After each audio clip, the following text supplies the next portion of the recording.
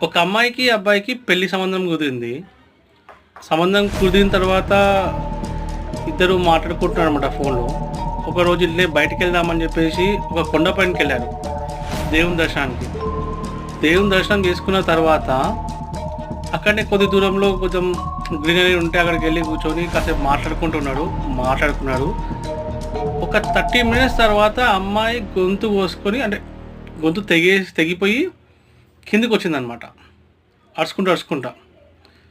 Bleeding అవుతుంది అమ్మాయికి. ఆ అమ్మాయి కిందకొచ్చింది. ఆ అబ్బాయి కూడా అమ్మాయి వెనక వచ్చిండు. ఆ అమ్మాయి మెడకి తన చున్ని తీసి ఆ రక్తం బ్లీడింగ్ పోకుండా చుట్టిండు. సో ఇందులో తప్పెవరిది? మీకు ఈ స్టోరీ తెలుసా? ఈ క్రైమ్ స్టోరీ తెలిసే కింద కమెంట్ చేయండి. తెలియకపోతే పార్ట్ 2 కోసం చూడండి.